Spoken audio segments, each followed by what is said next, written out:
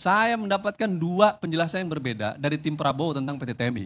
Tadi malam Daniel menyebut PT TMI ada. Apa PT TMI itu? Intelektual, pikir, yang memberikan input, analisis, ya kan? Itu kata Daniel. Tadi saya debat sama Bobby di TV One, ya. Apa kata Bobby? PT TMI nggak ada. Al-Araf itu nggak ada. Lah, yang benar yang mana? Daniel bilang ada, itu kelompok intelektual. Bobby bilang itu nggak ada. Oke, artinya ya dugaan-dugaan publik tentang pihak ketiga dalam permainan sektor pertahanan itu tinggi, ada. Dan tentu Bang, ini bukan sesuatu yang baru, sudah lama. Pertarungan-pertarungan pihak ketiga dalam alutsista itu bukan hal yang baru. Saya dulu dosen Universitas Pertahanan Bang, mengungkap dugaan praktek pihak ketiga dalam pembelian Sukhoi yang diduga melibatkan PT Trimarga Regatama. Pada saat itu, apa implikasinya? Karena saya membongkar di situ, nulis di Kompas, judulnya Sukhoi terbang, harga Sukhoi terbang tinggi. Jadi bukan pesawat Sukhoi yang terbang tinggi, harganya yang terbang tinggi. Akhirnya dipecat Bang Arni, ya kan, jadi dosen terlalu bandel. Kenapa? Karena mengungkap, buat saya nggak ada masalah. Walau gaji dosen di Unhan tinggi, akhirnya geser ke kampus lain lebih rendah. Tapi ya itu resiko, saya lebih memilih kebebasan Bang. Ketimbang saya harus dikekang, dibungkam, ya lebih baik saya menyatakan. Kenapa Bang? Saya ini anak prajurit Bang, anak tentara. Ya, bapak saya tentara. Dinas di Skadron 31, Hercules teknisi. Waktu saya kecil, setiap ada Hercules jatuh, saya bertanya itu pesawat bapak saya atau tidak tuh. Kalau lagi operasi di Papua. Dari pengalaman itulah, saya ingin agar tentara itu, kalau pengadaan alutsista, jangan ada permainan. Di sektor lain boleh lah, terserah dah. Saya nggak ngerti juga sektor, tapi kalau untuk sektor alutsista, waduh, jangan boleh juga. Maksudnya bukan, di sektor lain lah, saya kira-kira nggak terlalu ngerti lah. Itu masalah juga buat saya. Tapi di sektor pertahanan kira-kira Mas, itu lebih fundamental. Nggak boleh sama sekali ada permainan di situ. Apa ada permainan? Yang mana Bang? Di pembelian alutsista. Nggak ada, dari ini kan suatu permainan lama. Nah masalahnya juga Pak Ganjar. Pak Ganjar itu tidak menyampaikan hal apa-apa yang menyerang. Dia hanya bilang ini ada data ini loh. Ya kan? Kalau data ini salah, jawab itu. Dan itu tidak rahasia. Itu hasil riset lembaga-lembaga internasional. Kalau dia nggak suka dengan hasil riset lembaga internasional, dia bisa bilang ini hasil risetnya Kodari atau hasil risetnya Hasan Nasbi. Beda loh gitu. Kan bisa aja dia sampaikan begitu. Tapi enggak. Tapi dia memilih bahwa ini semua rahasia. Nggak ada yang rahasia. Yang nggak rahasia pun dia tidak dia sampaikan. Ini yang kita kecewa, dan tentunya bukan kita mau juga nyinyir atau merasa menang-menangan. Ada juga kekecewaan saya sebagai warga negara. Saya punya Menteri Pertahanan yang sepertinya tidak tahu apa-apa tentang pertahanan negeri ini. Tunggu dulu. Betul. Kodari gak pernah meriset alutsista. Ya nggak tahu. Dia makanya akhirnya jadi elektabilitas. Dia salah lagi. Ya begitulah kira-kira. Baik. Ciko, sebenarnya pemilu itu hanyalah kegilaan banyak orang. Untuk keuntungan sedikit orang. Alexander Pope. Ketika Bobby menyampaikan bahwa ini rahasia, kita nggak boleh membeberkan. Serahasia apa?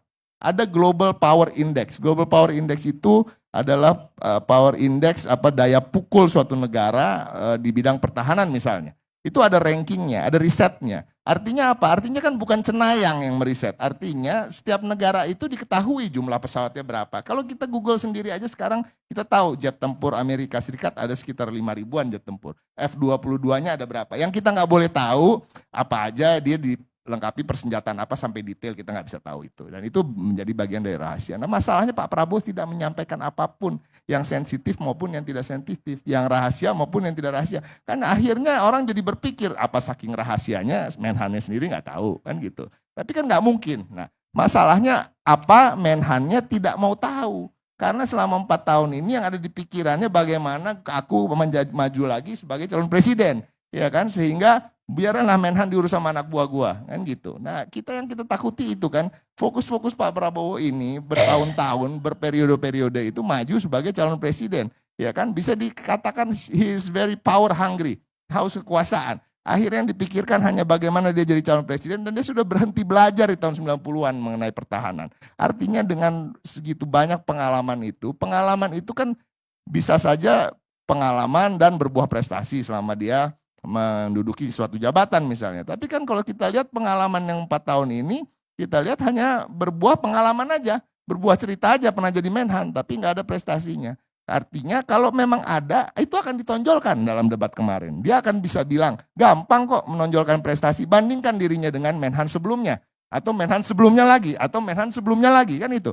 Caranya kan tinggal itu aja. Masalahnya kita tahu bahwa seorang Prabowo yang begitu besar cita-citanya tentang pertahanan Indonesia dan andil kita di kancah internasional itu selama dia memimpin selama 4 tahun, apa delivery pesawat atau alutsista yang dia beli dari luar negeri? Hampir tidak ada. Yang ada 15 unit Bushmaster hibah dari Australia, ya kan? Yang ada 2 jet Falcon, tapi itu jenisnya kalau kita lihat adalah business jets.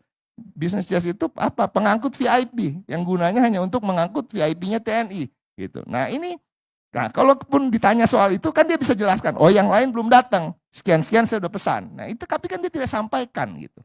Nah masalahnya juga Pak Ganjar itu tidak menyampaikan hal apa-apa yang menyerang. Dia hanya bilang ini ada data ini loh, ya kan. Kalau data ini salah, jawab itu. Dan itu tidak rahasia, itu hasil riset lembaga-lembaga internasional.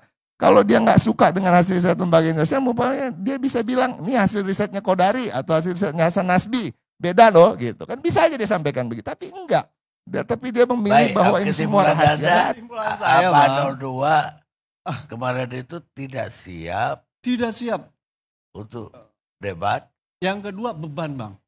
Beliau ini semasa 4 Atau tahun. karena emosi gitu loh. Emosi juga. Campur aduk nih Bang.